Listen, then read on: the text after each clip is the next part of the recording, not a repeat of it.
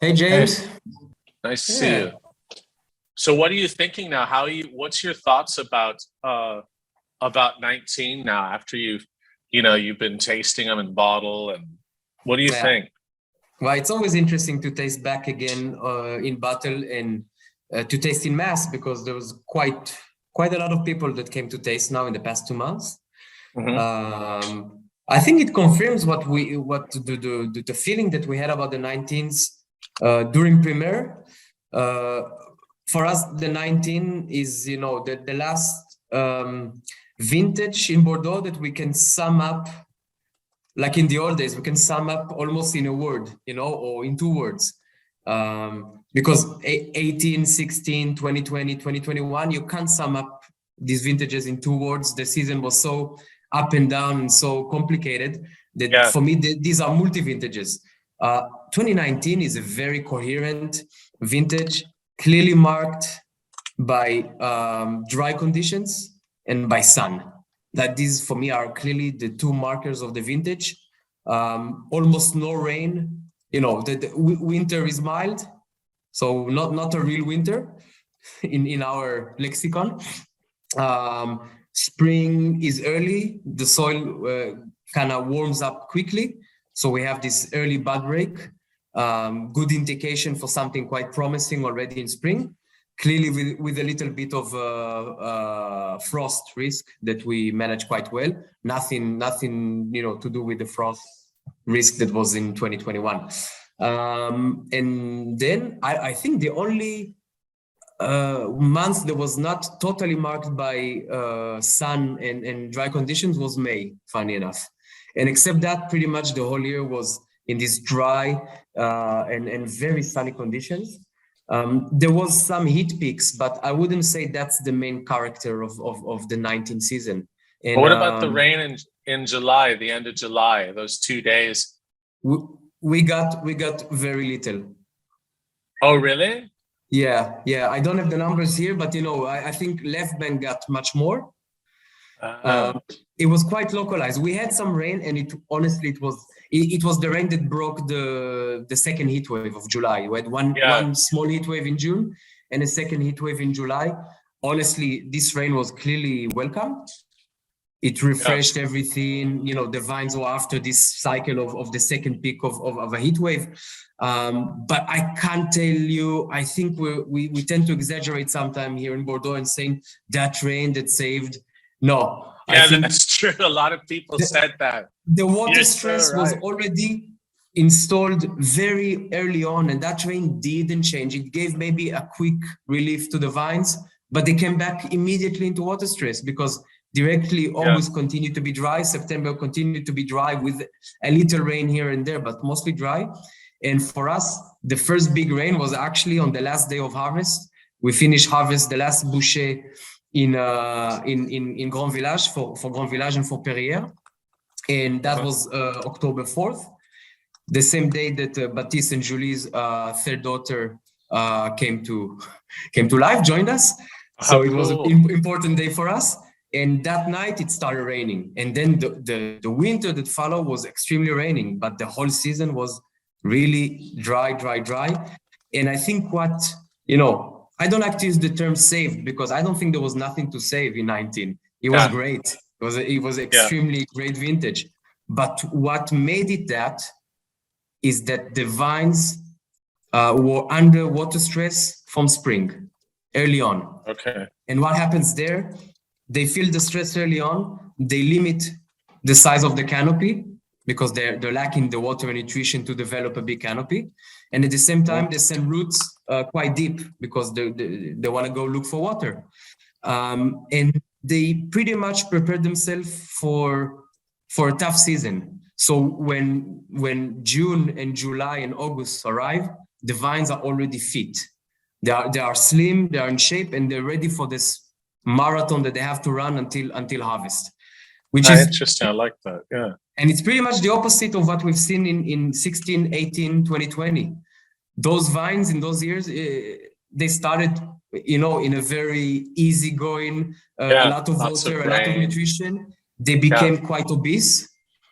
And when it was time to run the marathon from pretty much 18th or 20th of June, when everything changed and became dry and sunny and sometimes hot, we had to help them run the marathon. They were not fit athletes. They were not ready. So there was much more vigneron accompanying the vines in these vintages. 19, you had to accompany the vines, but from a distance. You kind of let them do their thing because they were ready from the get-go. And they well, had that is a really run. cool description. Was 15 a little bit like that as well, 2015? I think 15 was a little bit like that, but maybe less severe on the drought aspect. We had a bit more water, a bit more rain, and we thought in the beginning, we tasted 19s. Well, first real contact with the wines was after malolactic. And second real contact was after we finished the blends. So that was in the end of January 2020. We finished that. We blend very early our red wines. So we taste the wines. Our idea is that this is a solar vintage. This is a very, very, clearly very marked solar vintage. So we imagined creamy, fluffy with a lot of layers. Something that resembled maybe a 15 or maybe 2009. In the first tastings, there were a few elements of that style, of this creamy, fluffy. But the more the wines spent time in barrels and the more we tasted them, and clearly into premier tastings, where we tasted them on and on, every day, the wines started to get much more centered, much more focused on the middle instead of the surrounding, and they were really becoming much more straight, linear, much more serious, I think. And I tend to put these recent vintages on this axis between 15, which is the most solar, and 16, which might be the more fresh, centered, refined. And we thought that 19 is going to be on the 15 side, but slowly it migrated. And I kind of find them today halfway between. They have the power and the deepness of a 15, but I think they have the center and the precision and the mineral aspect of a 16, at least from our side of things, from our wines. So we have something quite cool. That's a good way to describe it because, particularly for Pomerol, you really do get this beautiful ripeness and beauty, but at the same time, it's not as opulent as 18. So you get that, or 15, but then there's this like linear, the tannins spread across the palate, and there's real freshness and lots of blue fruits. So that's what I find interesting. It's pretty unique, and it's a style that I like because it still has that. You drink it or you taste it, but like I said, you want to drink it. Like they're very delicious. Exactly. Already. Yeah, I know. like I know 15s.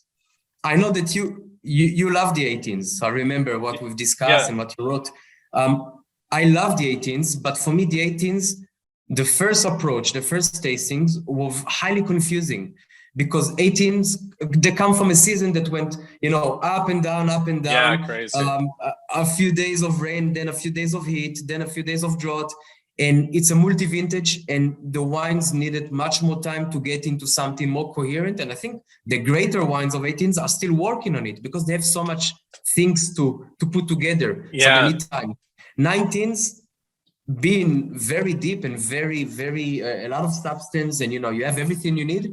But from the get-go, they are very coherent and very linear. They give you the story almost from the beginning. So that's for me a big difference. I had much easier time tasting the 19s on Premier comparing to the 18s on Premier. Yeah. And it doesn't mean that the 18s are better or lesser than the 19s. I think it's just two different type of seasons that create two different styles of wine. Yeah, I agree with you. You just basically described it all really well. And that's what I found in my tasting.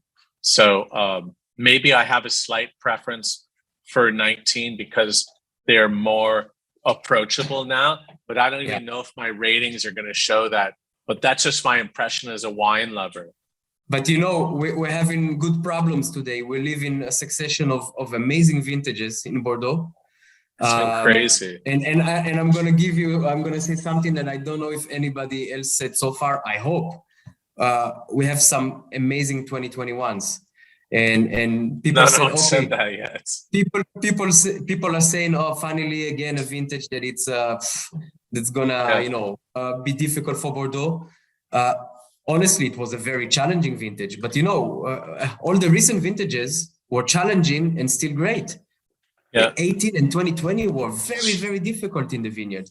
And I think Bordeaux managed to make great wines. So 2021 maybe was a bit more challenging, but I think in Bordeaux we have all the tools today, and we are prepared. This past vintages prepared us for these challenging vintages. And I think 2021 we're going to get something with the alcohol level of 15 years ago, but with the phenolic and aromatic ripeness and complexity of these past vintages, recent vintages. So I think we can have some beautiful examples of 2021s in Bordeaux. But I'm not surprised you guys can do it, because Lafleur has a history for making fantastic wines in more difficult vintages. So yeah, we like those tough cookies. Yeah, that really shows the great, the amazing terroir you have. Indeed.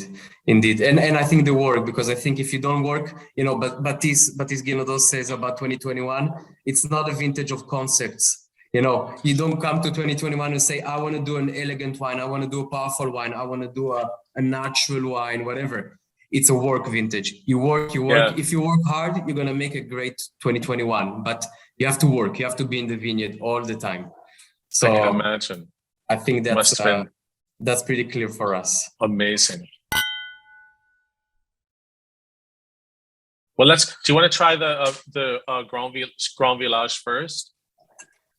Grand Village. I'll give maybe just a few words about each wine, because we don't need to get too deep into things. Grand Village Red used to be the nice, good value for money from the Guinados family, from Lafleur. So there was a lot of distance from saying Grand Village until you say Lafleur. Today, clearly for us, it's the village of Lafleur. And it's done by the same team with the same winemaking, same viticulture, and even the vine genetics. We're using more and more of the old muscle selection from Lafleur that we transplant into the vineyard of Grand Village. It's becoming a wine that is shooting clearly above its price. Yeah. It's still our only red that is dominated by Merlot, because it has about 80% Merlot, but it has 20% Boucher, which is this old genetic of Cab Franc that is very rare, that we import from Lafleur to Grand Village. And I think you can notice that, because you get this 2019 Merlot, which could be quite creamy and quite charming, but then you get this really defined center, especially towards the end of the palate, and you get something quite saline, quite iodine, and you will see that with all of our wines, but you already get that in Grand Village. Let's try the Lafleur. For me, Lafleur is pretty much taking the volume and this caressing spherical aspect from Le Pensée, taking this very defined center and very long and mineral center from Le Perrier, putting them together and then amplifying the intensity of everything. It's just more intense, more complex. And at the same time, because of that, I think it's the most difficult to understand when tasting very young. I get much of an easier reading when I taste Le Pensée. When I move to Lafleur, I always need 5-10 minutes and taste again and again and again until I'm starting to understand what I'm facing here. 19 is clearly one of the greatest that we've ever done. I think we have this crazy. We said 2 years ago, we said a trilogy. Now it's more than a trilogy. We have 15, 16, 17, 18, 19, and 20. Isn't it crazy? It's crazy. It's crazy. And I don't know, we need to get a bit back to earth, but these are just amazing. And I can just imagine doing a vertical of this in 20 years from today. Yeah, I think Lafleur 19 just embodies all of that. And clearly when we taste it now, I think we actually see about not more than 15% of the real potential of this Lafleur. Lafleur shows you very little in the beginning. It keeps its secret to itself. But it's one of the first times I've got a lot of iodine in the nose, like old La Mission Aubrions with the stones, and do you know what I'm saying? You have this iodine in I would say you have it in 16, you have it in 18, but you don't see that well early on because you really see much more time to get into harmony and to be more open and showy. 19, as we talked in the beginning, it's a much more of a coherent, linear vintage. The vines were, they knew from the beginning to the end of the season what's the score, and I think it's easier to get many of the aspects of the wine in 19 that we need maybe 5 or 10 years in an 18 or in a 16 until we get those. So but still I think that tasting now the 19 Lafleur is like going to a concert and seeing the first 5 minutes of a great concert and then being thrown outside. We get only a first preview of and we know what's going to come, but we don't get it all now. No, it's great. The benefit of having a vintage that is fully perfectly ripe on the fruit, on the aromatics, on the tannins, but in no way goes into that trap of being too big, too heavy, too creamy. No. Keeps very serious core, very elegant, very long, very mineral, as you said. I think for us, this is, that's what we want. That's, give it to me again and again. That's what makes us happy. Like you said, it really is so open, but also you can feel the depth and structure to it. Yeah, it's really fantastic. Yeah, that's the magic of this vintage, with these gravel soils of Lafleur and with a good balance between Bouschet and Merlot. Merlot can give you this openness and dimensions and volume on the palate, and then the Bouschet just kicks in and puts everything back into the center and give you this length and this salinity, iodine, this mineral aspect. And I think 19 just fixed that very well into the wine. That's what we were a bit surprised because we thought it's going to be a bit more like 15 and 2009, a bit more showy on the creamy opulent side, or 2018 even, but not 19. And in the end it's much more centered. So this is what we love. Wonderful. And that's just the classic blend then of Franc and Merlot. Yeah, every year we're around the 50-50 exactly. blend. Some year there will be 3% more of Bouschet, some years there will be 4% more of Merlot.